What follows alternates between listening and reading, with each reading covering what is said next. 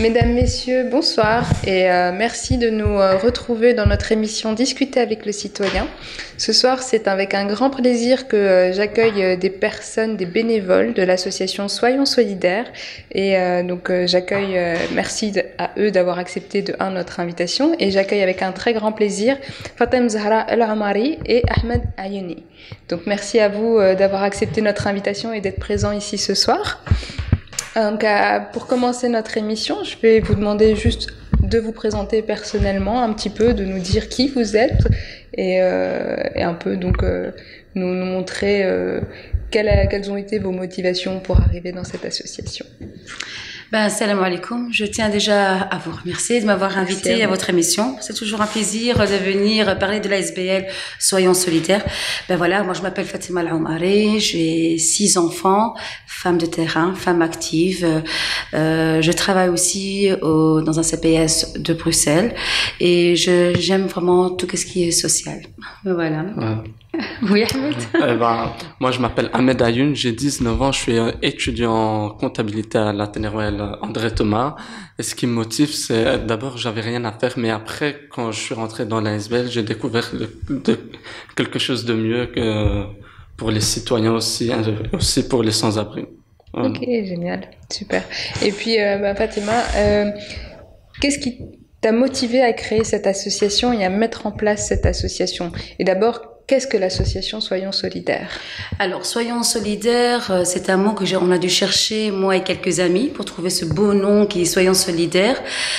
Soyons Solidaires existe maintenant plus ou moins 6 ans. C'est une association humanitaire, c'est une association qui fait des distributions chaque vendredi à la gare du Midi, qui fait aussi des colis alimentaires aux familles qui n'ont pas, jusqu'à la fin du mois. Et on se base pas que sur Forêt, parce que comme je dis, je suis forestoise, mais il y a d'autres communes comme Molenbeek, on fait beaucoup de distributions sur Molenbeek et en Anderlecht. Alors l'ASBL Soyons Solidaires, pour moi c'est une famille. On travaille beaucoup avec la jeunesse et surtout les mamans, voilà. Parfait. Et donc, qu'est-ce qui t'a motivé? Alors, la motivation, c'est les démunis. Comme j'avais bien dit dans les autres émissions, ça a commencé à l'église de Biguenache il y a quelques années. C'était comme ça, un jour, moi et des amis, on a dit qu'on allait faire à manger. On va là-bas. Il y avait un surplus de denrées alimentaires. On voulait pas les jeter. Et on est passé par la gare du Midi. Et là, on s'est tous regardés et on a dit, on distribue à la gare du Midi. Au début, je voyais d'un autre, quand je voyais des sans-abri, c'était, ah non, je vais pas, j'ai peur. Et là, on a osé, on est parti et vraiment, c'était le déclic. Et maintenant, ça fait 6 ans que je suis à la gare du Midi, que je connais les sans-abri et que mon combat continuera pour ces sans-abri. Très beau message que vous passez en tout cas. Et tu nous as dit qu'effectivement ta vision des choses a changé. Qu'est-ce qui a changé en fait en participant à cette association? Moi, au début, avant, j'avais du temps libre, je savais pas quoi faire. Et puis il y a ma cousine qui m'a contacté, qui m'a dit que Fatima allait à une SBL. Ce qui m'a motivé par après, c'est quand je vois le manque des gens, des sans-abri, des sans-papiers, de la jeunesse, c'est quand on a des permanences, c'est ça qui me motive encore plus d'y rester et de continuer. C'est très beau. Donc, est-ce que tu motives un peu ton entourage? Ouais, certainement, je les motive car comme moi je suis pratiquant, on dit, le bien, tu le fais et oublie-le et c'est quelque chose en toi, quoi. Elle nous a ancrés. Voilà. Tant mieux, ça reste un beau message que vous répandez un peu autour de vous. Je suis très fier d'être parmi eux. Ah oui, j'imagine. C'est l'objectif, je pense aussi. Donc, je pense qu'en dehors du but humanitaire et du but de don, vous avez aussi l'objectif d'étendre ces idées et d'améliorer, de changer les mentalités des gens autour de vous. Donc, surtout cette jeunesse. Il y a des jeunes que la première fois je prends le cas de Ahmed, chaque jeune qui faisait la première fois la distribution n'allait pas vers le sans-abri parce qu'ils avaient cette peur. Mais les sans-abri, il y a des sans-abri que c'est leur droit qui a été bafoué. Ces sans-abri n'ont pas demandé d'être dans la rue. Et c'est nous moi je dis c'est nous la cause parce qu'il faut les défendre. Et c'est ça que j'ai en train d'enseigner à ces jeunes quand on voit un démuni par terre, de tendre la main. C'est pas de donner une bouteille d'eau et un sandwich et de partir. Moi, j'aime bien entendre les histoires de ces enfants sans-abri. Quand je pense que déjà la semaine passée, il y avait 2 sans-abri belges qui partent dans des CPS et qu'on dit, vous avez pas droit, monsieur, hein, vous avez pas droit à votre aide. Et pourtant, ils ont une aide parce qu'ils ont, financièrement, ils sont aidés. Ils sont aidés aussi pour les cartes médicales. Et là aussi, j'avais fait mon coup de gueule il y a pas longtemps dans un direct. Un sans-abri a besoin d'aide. Si, voilà, il franchit une porte d'un CPS, on doit l'écouter parce que un sans-abri qui franchit une porte, d'un centre ou d'un CPS, c'est très difficile pour lui. Et c'est pour ça que oui, j'ai un instant social qui est avec nous chaque vendredi. On leur dit leurs droits. On fait des attestations qu'on les a vus à la gare du Midi, qui dort à la gare du Midi et qu'on les suit pour au moins qu'ils ont un peu leurs droits. Et l'hiver arrive aussi, qu'ils trouvent un endroit avant l'hiver. Oui, et ça c'est problématique parce que les centres généralement sont pleins ou alors ils n'aiment pas aussi aller dans les centres parce c'est des gens qui restent quand même assez indépendants, qui ont ce besoin de... Ouais, en tout cas, c'est très beau, comme... En plus, il fait froid, quoi. Ouais, et si en Belgique, il fait vraiment froid en hiver, tu sens que c'est l'hiver. Ouais, c'est ça. Et en gros, combien avez-vous de bénévoles dans votre association? Alors, bénévoles actifs, on va dire une vingtaine, plus les jeunes. Voilà, il y a des jeunes qui sont venus s'inscrire. Et j'adore ça parce qu'ils font vraiment confiance. On est quand même presque à 20 jeunes. Et il y a des autres bénévoles, c'est quand on fait des grandes fêtes. Ça, on viendra après. Pourquoi ces grandes fêtes, on les fait? Là, on peut compter dans les 40, 50, et je remercie vraiment ces bénévoles parce que c'est grâce à eux, c'est pas grâce à moi, Fatima Al-Omari, mais c'est grâce à ces jeunes, c'est grâce à ces mamans et ces papas, voilà, qui font que l'ASBL tourne. Ouais, bravo. Et quand tu nous dis jeune, c'est quelle tranche d'âge environ? Alors, le tranche d'âge, moi j'ai, on va dire, c'est tous mes enfants parce qu'ils ont grandi avec moi depuis 6 ans. Voilà, il y a Iob qui a commencé très très tôt et qui me dépasse maintenant. J'allais vraiment soulever ma tête. Et il y a Nadir qui a commencé à l'âge de 12 ans et qui en a 18 maintenant. Ils ont tous grandi. La tranche d'âge, pour moi, un enfant déjà de 10 ans, 11 ans peut aller voir parce que il y a maintenant les plus grands qui sont là, qui les explique et qui dit que voilà pourquoi on fait la distribution. Parfois, il y a des jeunes, voilà, qui font pas de distribution, les plus jeunes font pas de distribution, mais qui cuisinent avec nous de la cuisine. Ça veut dire qu'ils, voilà, ils se sentent vraiment utiles. Et quand ils voient les photos qu'on fait, ben regarde, voilà, on a donné ça, ça leur fait vraiment plaisir. Oui, il y a une certaine forme d'investissement qui que ça soit en dehors ou bien à l'intérieur. À l'intérieur, oui. Donc l'investissement qui est reconnu en soi et donc c'est valorisant pour la personne de se dire. Pour les jeunes, pour les jeunes. C'est magnifique. Concernant votre public cible, en fait, donc, vous nous avez parlé des SDF. Est-ce que votre association œuvre avec d'autres personnes que les SDF? Mais il n'y a pas que des SDF. Maintenant, la vie devient très, très dure. Les gens qui touchent le CPS, les gens qui touchent le chômage de 1 200 €, ça devient quand même dur avec 3 enfants et c'est pas facile pour eux. Avant, on travaillait plus, il y a quelques années avec des sans-abri, mais maintenant, c'est des familles. À la permanence, on a, comme je dis, et on a 2 fois par semaine des permanences sociales. Dans les permanences sociales qui viennent, c'est des gens qui n'arrivent pas jusqu'à la fin du mois et qui demandent des colis alimentaires. Pour vous dire, c'est même pas des colis alimentaires avec des listes, mais vraiment le principal, de l'huile, du café, de la confiture et un petit peu de choco. Mais voilà, c'est pas des gens qui viennent toquer à la porte pour du profitage. Et c'est là qu'on voit la société qui va très très mal. Mais voilà, et l'ASBL ouvre les portes à tout le monde. Ça, je l'ai dit, je l'ai répété. Il n'y a pas que, voilà, moi, il n'y a pas de religion, il n'y a pas de couleur. Tout le monde est la bienvenue. Ok. C'est encore, ça montre encore plus l'image du vivre ensemble. On est ouvert à tout le monde, à toutes les cultures, toutes les cultures, oui. C'est ce qu'on recherche généralement aussi ici dans cette radio-là. On cherche des gens qui montrent le vivre ensemble et la nécessité, de se vivre ensemble. Il nous le faut parce que c'est tellement enrichissant. Par la suite, donc, petite question. Comment faites-vous pour acheter ces petits colis? D'où viennent vos subsides? C'est une bonne question. Eh ben, j'aime bien le mot alhamdoulilah. Voilà. Alors moi, mon père, il m'a enseigné, tu donnes, et l'autre main, voilà, il y a le khir qui vient. Exactement. Alors moi, je tends et Dieu me donne. Alors, c'est pour ça que là, je reviens aussi pour les bénévoles, on fait des fêtes. Et bientôt, et là je lance vraiment aussi un appel parce que voilà, chez cette émission, le 29 septembre, on fait une grande fête. C'est grâce à ces dons-là que la SBL tourne depuis 6 ans. Et c'est la fête qu'on fait, c'est même pas moi qui la prépare, c'est ces jeunes-là, c'est les mamans. Ils font une pièce de théâtre, eux-mêmes, sans qu'une personne professionnelle vienne leur montrer. Et jusqu'à présent, on a toujours rempli les salles de 200 à 250 personnes dans les salles. Et je dis, voilà, comme cette année, il y a eu quand même 18 000 euros qu'on a donné comme don au Maroc.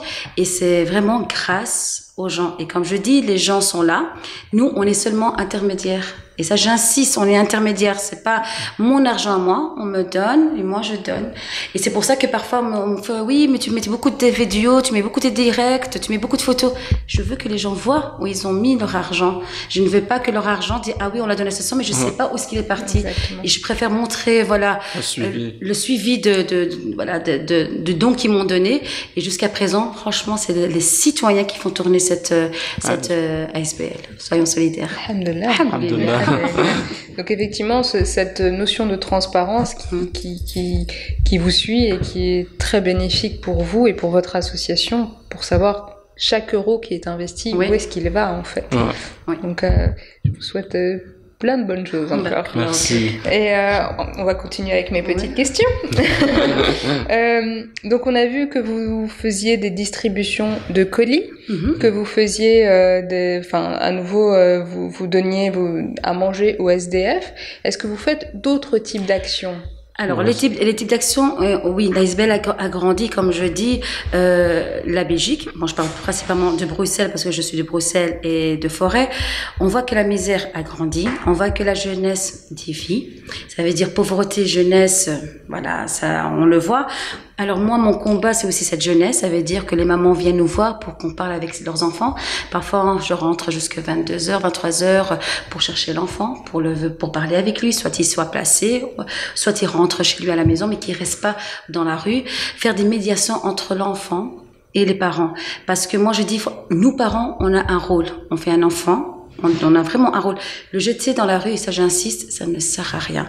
Il y a des associations, chaque parent. Je sais que c'est très difficile. J'ai aussi des enfants, le plus grand a 21 ans, et je sais c'est quoi d'être mère d'enfants qui sont plus grands et l'adolescence. Mais il y a des suivis, il y a des associations qui peuvent aider ces enfants. Frappez aux portes. N'ayez pas honte que votre fils dévie. N'ayez pas honte que votre fils fume. Mais toquez les portes. Il y a toujours des solutions. Et comme je dis aux mamans, comme je dis aux papas, petites solutions, on arrivera très vite. Mais quand c'est des gros problèmes, on n'arrivera pas. Et là, j'assiste et c'est là que cette jeunesse, c'est l'avenir du pays. Cette jeunesse, on doit trouver des solutions pour eux. Et quand un jeune vient chez moi et me dit, Madame Allo-Marie, là, on habite dans une pièce cuisine et moi, je peux pas rester là toute la journée avec mes sœurs, je préfère rester dans la rue. Ouais. On sait même pas quoi répondre. C'est compliqué. C'est très compliqué. C'est compliqué. Et trouver, mais voilà, moi, comme je dis, c'est cette jeunesse, et j'insiste, je mets vraiment le point dedans, c'est vraiment l'avenir de demain. Si on veut vraiment un changement ici sur Bruxelles, c'est cette jeunesse. Je suis d'accord avec vous, oui, c'est pour éviter cette jeunesse perdue. Entre guillemets, qui ne sait pas quoi faire de sa vie. Franchement, je vous souhaite plein de courage. C'est grâce aux études, quoi. Voilà, c'est ça, les études. On ne doit jamais abandonner. C'est grâce aux études qu'on aura un avenir. Les études, mais ça, je reviens par toi, Ahmed. Il y a les études que parfois l'enfant n'arrive pas et les études, il est lâche quand la vie familiale ne va pas, ne suit pas.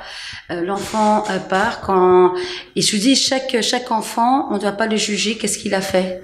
S'il a volé, on va vers lui. Pourquoi t'as fait ça? Mais il y a toujours une solution. Ne pas le rabaisser. Exactement. Et ça aussi, je lance un appel vraiment aux parents.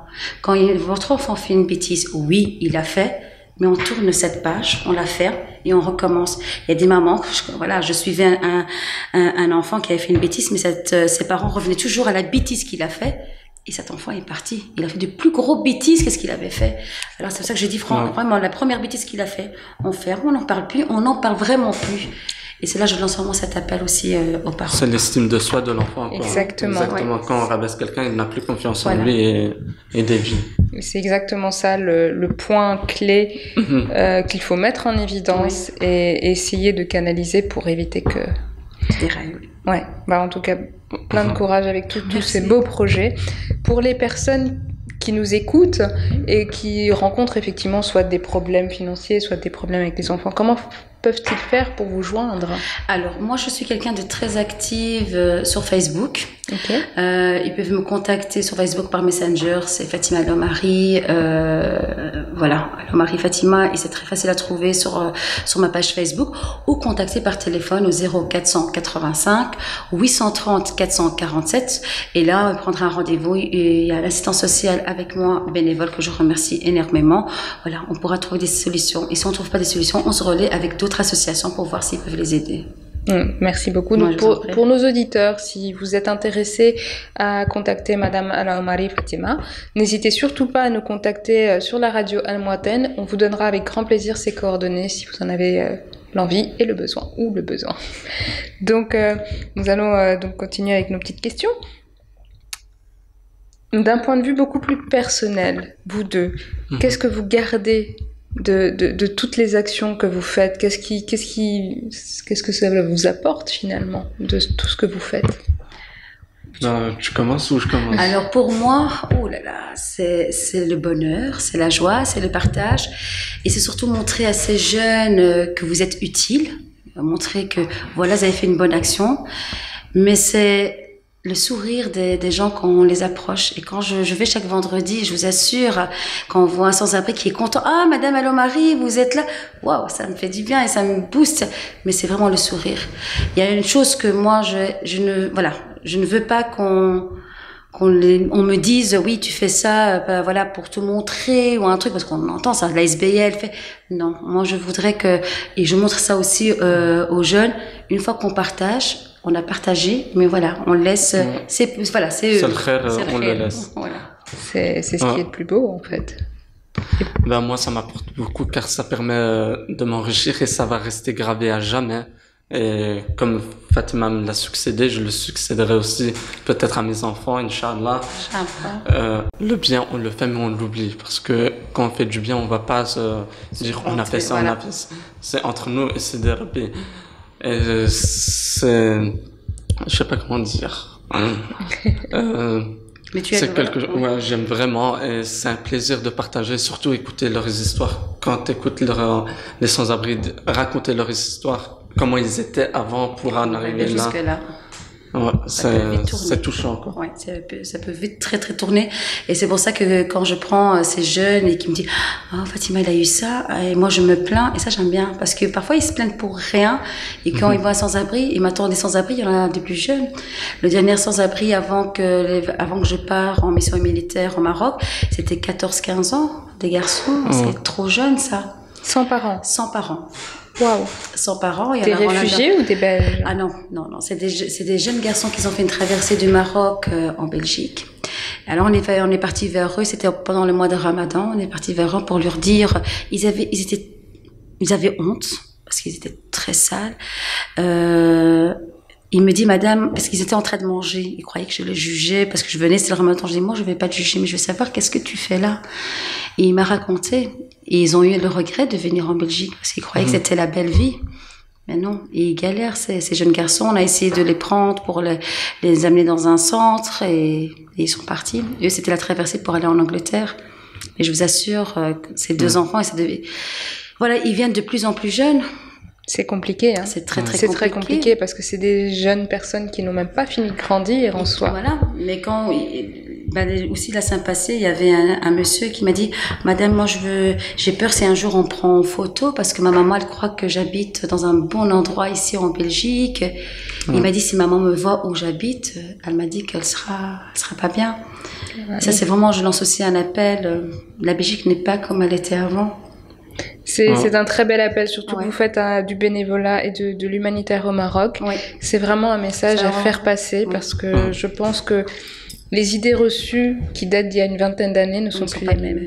Voilà. C'est aussi pour donner une image aux jeunes qu'elle nous fait sortir de notre zone de confort pour confronter, pour voir ce que les sans-abri ont vécu et tout. Exactement. C'est aussi de nous jeter de notre zone de confort. Et de vous dire finalement, je suis très bien dans la vie dans laquelle je suis actuellement. Ouais, voilà. Donc... On est encore chez papa et maman. On est bien lotis finalement dans notre petite Belgique. Hein. Donc bon, ouais, finalement, j'allais vous poser la question sur le feedback de vos bénéficiaires, mais vous me l'avez tellement bien expliqué là sur le côté, sur ces questions-là que. Moi, parfois les gens viennent et me remercient et je ne veux pas de remerciements, je ne veux pas. Je le fais avec mon cœur, je le fais. Voilà, c'est notre religion aussi. Notre religion nous impose de faire le bien. Et parfois, je vais voir la situation, comment ils sont. Mais quand je vois les sourires, quand je vois les enfants qui sont heureux, ça, c'est pour moi, c'est la réussite. Et je voudrais quand même je sais pas si je peux aborder aussi quand ça revenait à une question que tu m'avais posée par rapport à la SBL, qu'est-ce qu'elle fait. Je me bats aussi pour les gens qui sont malades. Et qui habitent dans un logement, soit insalubre, soit dans les logements qui sont au 3e étage. Comme ces gens qu'hier j'ai fait un appel, et je profite pour faire aussi cet appel ici dans cette émission. Avec plaisir. Merci beaucoup. C'est ces gens qui sont atteints de cancer et qui habitent, comme je dis, dans un logement insalubre au 3e étage et qu'ils ont du mal à descendre pour aller à l'hôpital pour faire leur chimiothérapie. Et j'ai 2 cas dans la SBL, un monsieur qui a entre 34 et 35 ans et la jeune femme aussi 34-35 ans qui sont atteints d'un cancer. La jeune femme, elle veut profiter plus longtemps avec ses enfants. Elle a un bébé de 20 mois et c'est dur. C'est dur très pour elle. difficile. Et quand tu vois que les gens viennent chez toi à la SBL toquer à la porte et cette dame, elle est très malade, très affaiblie pour chercher un logement. Ouais, c'est très dur et je leur souhaite vraiment beaucoup de courage. Rabbi Shafihum, parce que la maladie du cancer, voilà, il y en a de plus en plus. Et je lance vraiment cet appel s'il y a des personnes qui voient une affiche, qui soit dans Molenbeek ou autre, qui me téléphonent ou qui vous téléphonent ou qui vous contactent, mais qui me donnent le numéro de téléphone pour que je contacte le propriétaire, parce que ces personnes ont besoin d'un rez-de-chaussée. Ils ont besoin le plus vite possible, parce que c'est des traitements qui sont très lourds. Très lourds. Et voilà, ces gens-là, comme je dis, la SBL ne fait pas que des trucs humanitaires, de distribution. Elle a tellement grandi, mais je vous dis, en 6 ans, ça s'améliore pas. Il y a plus de misère. C'est une catastrophe. Plus de cas, quoi. Ouais. Il y a plus de cas qui viennent qui en sortent. Ouais, il y a plus que 6 ans. Plus que 6 ans. C'est quand même, c'est triste, hein. Oui. En espérant que les dons continuent à affluer et que continuent à je remercie vraiment les gens qui nous font confiance. Parce que c'est grâce à eux que la SBL tourne. On n'a aucun subside, c'est grâce aux citoyens de la Belgique qu'on est. Que la SBL est toujours là. Merci à eux, en tout cas. Merci à beaucoup, eux. Un grand merci à eux. Et pour terminer notre belle émission, une petite question pour vous. Quel est le devenir de cette association et vos souhaits aussi? Qu'est-ce que vous souhaiteriez que cette association... qu'est-ce que vous souhaiteriez pour cette association en soi? Alors l'association, comme je dis, moi mon combat et je l'amènerai jusqu'au bout, c'est cette jeunesse. Je voudrais que cette association grandisse, qu'il y aura encore plus de bénévoles, que les gens pourront toquer aux portes et qu'on peut leur donner leur colis alimentaire. Et que Bruxelles, la Belgique, devienne meilleure que ce qu'elle est maintenant. Ouais.